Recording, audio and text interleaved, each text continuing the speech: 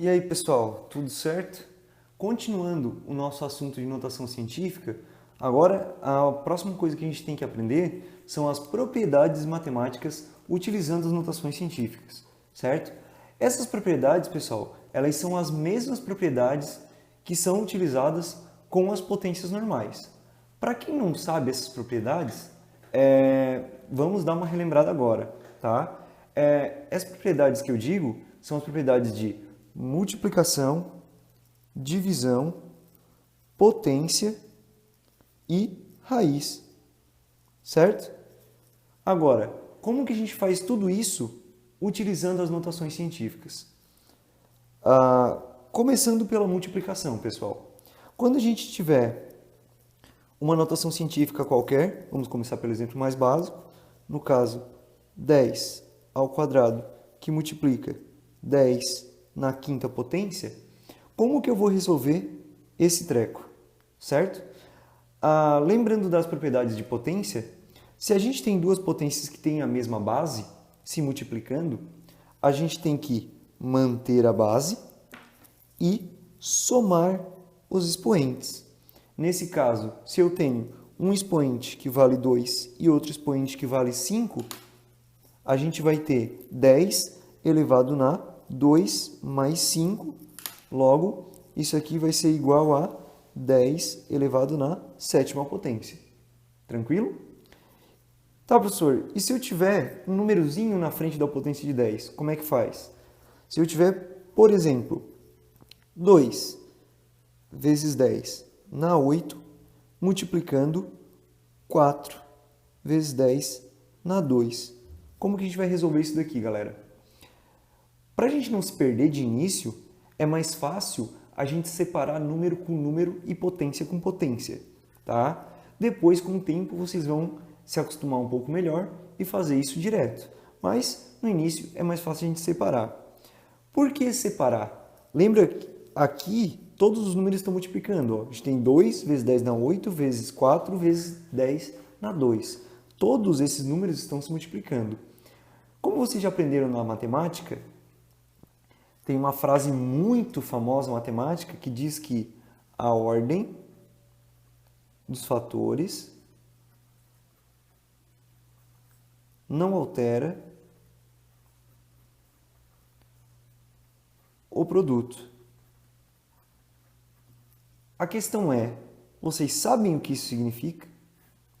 Para quem não sabe o que isso significa, ele simplesmente está dizendo que a ordem dos números em uma multiplicação não vai alterar o resultado. Nesse caso, a gente pode reorganizar essa multiplicação da maneira que a gente quiser, que o resultado não vai ser alterado. Então, a gente pode fazer o seguinte, para ficar mais fácil de fazer essa multiplicaçãozinha. Então, a gente pode dizer que aqui, isso é a mesma coisa que se a gente tivesse 2 vezes 4, que multiplica 10 na 8 vezes 10 na 2. Nesse caso, a gente vai ter 2 vezes 4, que é 8, e 10 na 8 vezes 10 na menos 2, a gente vai manter a base e somar os expoentes. Logo, a gente vai ter 10 na 8 mais 2, então a gente vai ter 8 vezes 10 na 10. Tranquilo, galerinha? Essa foi a multiplicação. Agora, vamos ver a divisão, como faz. A divisão, como a gente já sabe, é a função contrária à multiplicação. Então, se lá na multiplicação a gente somava os expoentes, na divisão a gente já pode deduzir que a gente vai fazer o contrário disso, né? Então, se lá a gente somava os expoentes, aqui na divisão a gente vai diminuir esses expoentes. Mas é muito importante que a gente perceba que aqui na divisão a gente tem que fazer o expoente de cima menos o expoente de baixo. Se não fizer nessa ordem, não vai dar certo, galerinha. Então, se a gente tem aqui um exemplo, 10 na 8 dividido por 10 na 3, o resultado dessa divisão, a gente vai manter a base 10 e diminuir os expoentes, fazer o de cima menos de baixo. Logo, a gente vai ter 8 menos 3, onde isso vai ficar 10 na 8 menos 3, e isso vai ser a mesma coisa que 10 na 5. Certo? Por que que eu falei e enfatizei tanto na questão da ordem dos números? Porque vamos utilizar um outro exemplo aqui, ó. Se a gente tivesse 10 na 8, mesmo 10 na 8, só que agora dividido por 10 na 10. Como que ia ficar essa divisão? Como eu falei, a gente tem que fazer o expoente de cima menos o expoente de baixo. Nesse caso, a gente teria 10 na 8 menos 10, certo? Logo, a gente teria 10 na 8 menos 10, isso nos resultaria em 10 na menos 2. Mas tem um outro caso que é ainda mais específico, que é o caso da gente ter o seguinte: se a gente tiver, por exemplo, 10 na 8 dividido por 10 na menos 2. Como que vai ficar isso aqui, galera? Olha só, de novo, a gente tem que fazer o expoente de cima menos o expoente de baixo. Então, isso vai ficar 10 na 8 menos o expoente de baixo, que é menos 2. A gente não pode esquecer que um menos desse é do expoente de baixo e o outro menos é da subtração. Se a gente esquecer um desses menos, o nosso exercício vai dar errado. Logo, nesse caso, a gente vai ter 10 na 8, menos com menos a gente sabe que vai dar mais 2. Logo, 10 na 8 mais 2 vai ficar 10 na 10. Tranquilo, galera? Tá, professor. E se eu tiver um númerozinho na frente, como que vai ficar? Vamos fazer outro exemplo aqui no cantinho. Se a gente tiver, por exemplo, 10 vezes 10 na 6, dividido por 5 vezes 10 na 2. Como que vai ficar essa divisão? Lembrando, ó, como em cima está multiplicando e embaixo também está multiplicando, a gente pode separar essas duas frações para ficar mais fácil da gente compreender. Separando essas duas frações, olha o que a gente vai encontrar. 10 dividido por 5, que multiplica 10 na 6, dividido por 10 na 2. Ficou mais simples, não ficou? Agora é só a gente resolver 10 dividido por 5, que fica 2, vezes 10. E o expoente, a gente tem que fazer o expoente de cima menos o expoente de baixo. Nesse caso, 6 menos 2 vai nos resultar em 4. Tranquilo, galera? Essa foi a divisão. Depois da divisão, a gente tem que aprender como se faz potência de notação científica, ou potência de 10. Como que a gente vai fazer isso, pessoal? Então, vamos usar um exemplo. Imaginem que a gente tenha 10 ao quadrado elevado na terceira. Como que a gente vai resolver isso daqui? Então, lembrando lá das propriedades de potência, se você tem uma potência elevada numa potência, você vai manter a base e multiplicar esses expoentes. Logo, a gente vai ter 10 elevado na 2 vezes 3, e isso vai nos resultar 10 na 6. E é só isso. E se tiver um númerozinho na frente, como vai ficar? No caso, se a gente tiver 3 vezes 10 na 8 elevado ao quadrado. Como que faz isso? Como o 3 está multiplicando 10 na 8 aqui dentro, a gente pode separar isso daqui em duas potências. Logo, a gente vai ter 3 elevado ao quadrado vezes 10 na 8 elevado ao quadrado. 3 elevado ao quadrado é 3 vezes 3.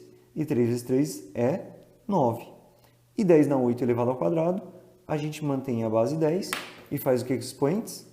A gente multiplica os expoentes. Logo, 8 vezes 2 vai ser 16. Tranquilo, pessoal? Essa foi a potência. É tranquilo, né? Simples. Nada demais. Agora, a raiz é um pouquinho mais complicada. A raiz tem alguns segredinhos aí, tá, pessoal? Quando a gente tiver uma raiz de potência de 10, imaginemos que a gente tenha raiz de 10 elevado na 8, certo? Como que a gente resolve isso? A gente não vai tirar a raiz do 8. Por que que não? Lembrando, o que que é uma raiz quadrada? Uma raiz quadrada vai ser um número que vezes ele mesmo vai resultar no que está dentro da raiz. Logo, por exemplo, com um número qualquer, se a gente tem raiz de 9, a gente sabe que isso é 3. Por quê? Porque 3 vezes 3 é igual a 9. Logo, uma raiz, ela é a propriedade contrária à potência, né?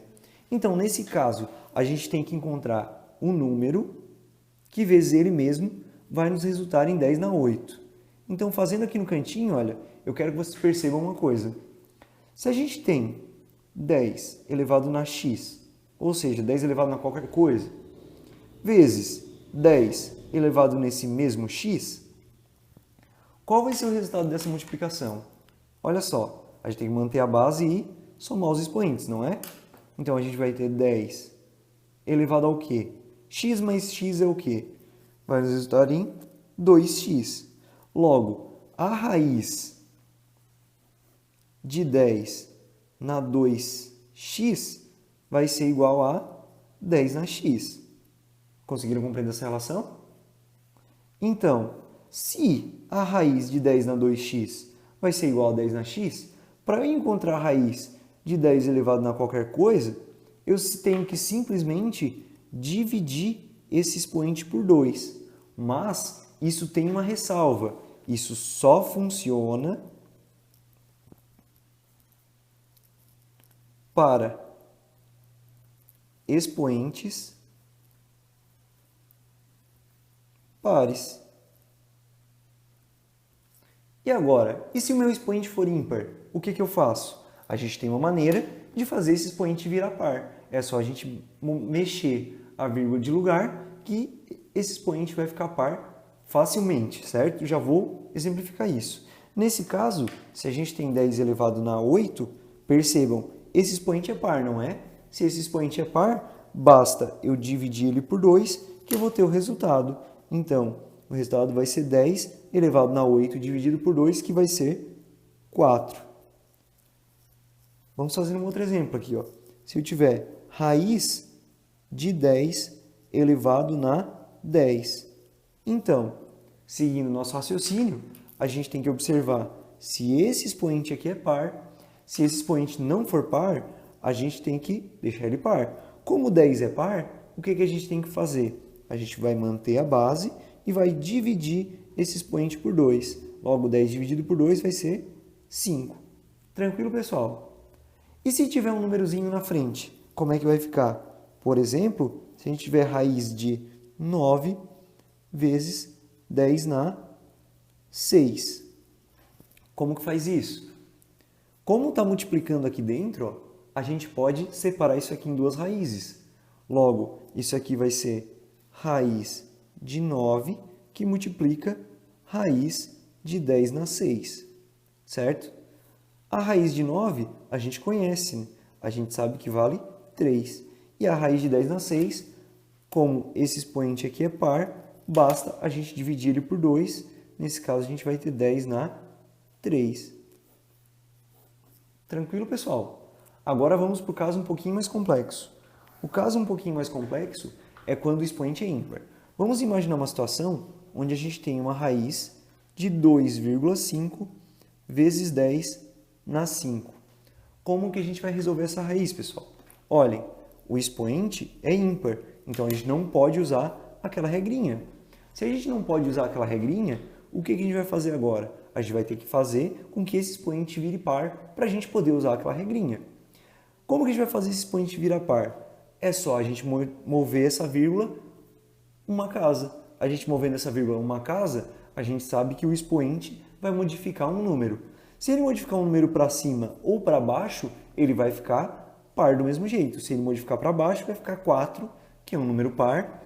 E se modificar para cima, vai ficar 6, que também é um número par. Logo, nesse caso, a gente pode mover a vírgula para qualquer lado. Mas, para que lado aqui que fica mais fácil de a gente tirar a raiz?